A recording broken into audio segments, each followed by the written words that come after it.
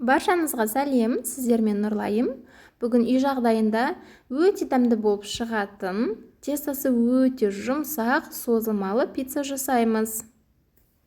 Жасалу жолы өте оңай, ұзақ уақытты қажет етпейді. Сіздерге де осы пиццаны жасауға кеңес беремін. Видеоны соңына дейін қарап, лайк басып, пікір қалдыруды ұмытпаңыз. Ең алдымен бірінші қамырымызды жасап аламыз. Ол үшін бізге керегі қайнаған жылы су, тұз, қант, ашытқы және де сұйық май қажет. Таза ыдысымызға қайнаған жылы суымызды құйып, қант пен тұзды салып, араластырып езіп аламыз. Оның үстіне ашытқымызды саламыз. Ашытқыны салғаннан кейін сұйық майды қосамыз. Енді електен өткізілген ұнымызды екі бөлікке бөліп, жұмсақ қамыр илейміз.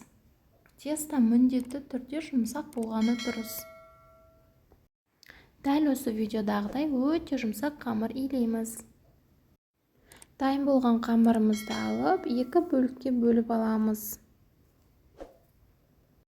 Және де начинкасын өз қалауыңызша жасасаңыз болады. Менде қызанақ пен колбаса және де сыр. Пиццаға сырды көбірек қосқан сайын өте жұмсақ және де созылмалы болып шығады.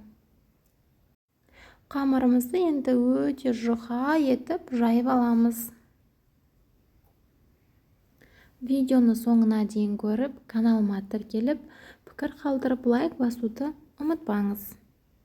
Жайып алған қамырларымызды противеньге саламыз. Егер сіз майонез бен кетчупты ұнатпасаңыз, қызанақтан арнайы соус жасасаңыз да болады. Мен майонез бен кетчупты жағып алдым. Енді бетіне сырды сеуіп жұқалап, оның бетіне начинкамызды саламыз. Начинкасын өз қалауыңызша қоссаңыз болады.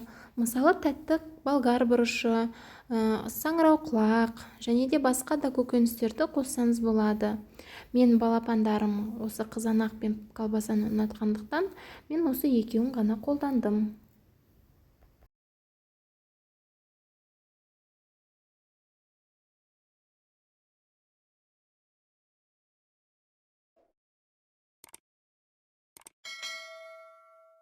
Көріп тұрғандарыңыздай, тестосы өте жұқа. Мінекей біздің пиццамыз дайын. Енді бетіне үккіштен өткізілген сырды себеміз. Одан кейін қызып тұрған пеште 180 градуста 15-20 минутта пісіріп аламыз.